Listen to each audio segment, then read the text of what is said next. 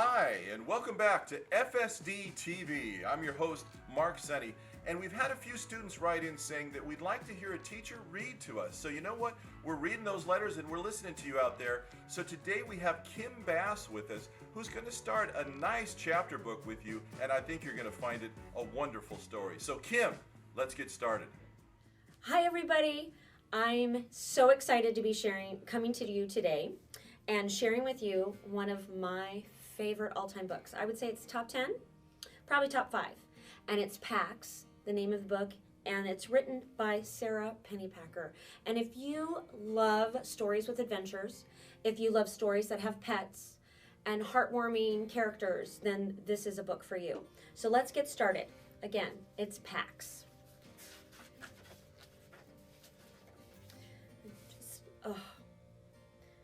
Are you ready? Chapter 1.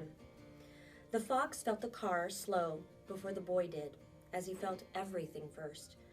Through the pads of his paws, along his spine, and the sensitive whiskers at his wrists. By the vibrations, he learned also that the road had grown coarser. He stretched up from his boy's lap and sniffed at the threads of scent leaking through the window, which told him they were now traveling into woodlands. The sharp odors of pine, wood, bark, cones, and needles slivered through the air like blades. But beneath that, the fox recognized softer clover and wild garlic and ferns, and also 100 things he had never encountered before. But that smelled green and urgent. The boy sensed something now too. He pulled his pet back to him and gripped his baseball glove more tightly. The boy's anxiety surprised the fox. The few times they had traveled in the car before, the boy had been calm or even excited. The fox nudged his muzzle into the glove's webbing. Although he hated this leather smell, his boy always laughed when he did this. He would close the glove around his pet's head, play wrestling, and this way the fox would distract him. But today, the boy lifted his pet and buried his face in the fox's white ruff, pressing hard. It was then that the fox realized his boy was crying. He twisted around to study his face to be sure. Yes, crying. Although without a sound, something the fox had never known him to do. The boy hadn't shed tears for a very long time, but the fox remembered, always before he had cried out, as if to demand that attention be paid to the curious occurrence of salty water streaming from his eyes. The fox licked at the tears and then grew more confused. There was no scent of blood. He squirmed out of the boy's arms to inspect his human more carefully, alarmed that he could have failed to notice an injury, although his sense of smell was never wrong. No blood, not even the underskin pooling of a bruise or the marrow leak of a cracked bone, which had happened once. The car pulled to the right, and the suitcase beside them shifted. By its scent, the fox knew it held the boy's clothing and the things from his room he handled most often, the photo he kept on top of his bureau, and the items he hid in the bottom drawer.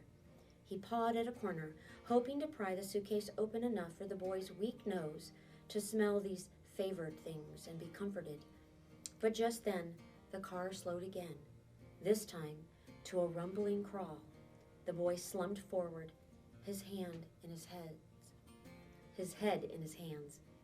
The fox's heartbeat climbed, and the brushy hairs of his tail lifted. The charred metal scent of the father's new clothing was burning his throat. He leaped to the window and scratched at it. Sometimes at home, his boy would raise a similar glass wall if he did this. He always felt better when the glass wall was lifted.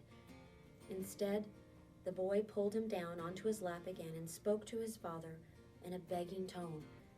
The fox had learned the meaning of many human words, and he heard him use one of them now, no. Often, the no word was linked to one of the two names he knew, his own and his boy's. He listened carefully, but today it was just the no. Pleaded to the father over and over. The car juddered to a full stop and tilted off to the right, a cloud of dust rising beyond the window. The father reached over the seat again, and after saying something to his son in a soft voice, that didn't match his hard lie scent, he grasped the fox by the scruff of the neck. The boy did not resist, so the fox did not resist. He hung limp and vulnerable in the man's grasp, although he was now frightened enough to nip. He would not displease his humans today. The father opened the car door and strode over gravel and patchy weeds to the edge of the woods. The boy got out and followed. The father set the fox down, and the fox bounded out of his reach. He locked his gaze on his two humans, surprised to notice that they were nearly the same height now. The boy had grown very tall recently. The father pointed to the woods. The boy looked at his father for a long moment, his eyes streaming again, and then he dried his face with the neck of his t-shirt and nodded. He reached into his jeans pocket and withdrew an old plastic soldier, the fox's favorite toy. The fox came to alert, ready for the familiar game. His boy would throw the toy, and he would track it down, a feat the boy always seemed to find remarkable. He would retrieve the toy and wait with it in his mouth until the boy found him and took it back to toss again. And sure enough, the boy held the toy soldier aloft and then hurled it into the woods. The fox's relief, they were only here to play the game, made him careless. He streaked toward the woods without looking back at his humans. If he had, he would have seen the boy wrench away from his father and cross his arms over his face, and he would have returned.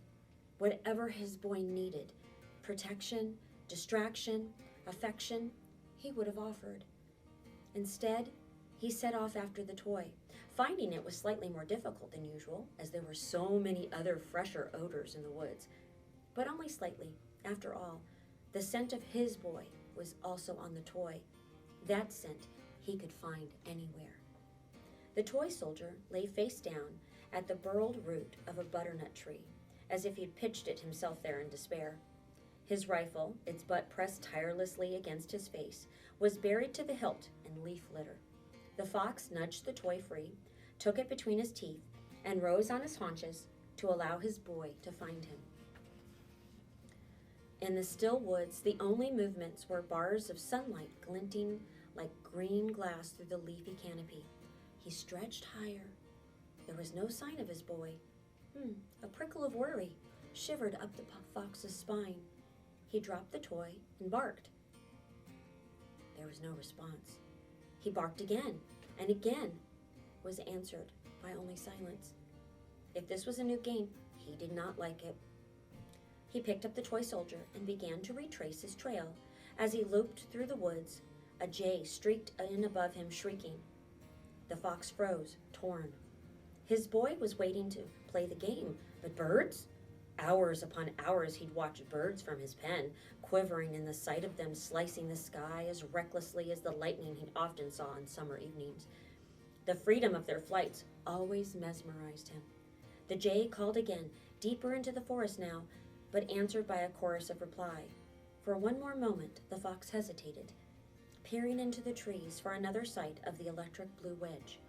And then, behind him, he heard a car door slam shut, and then another. He bounded at full speed, heedless of the briars that tore at his cheeks. The car's engine roared to life, and the fox skidded to a stop at the edge of the road. His boy rolled the window down and reached his arms out, and as the car sped away in the pelting spray of gravel, the car cried out the boy's name, "Peter!" And the boy cried out the only other name the fox knew, "Pax!"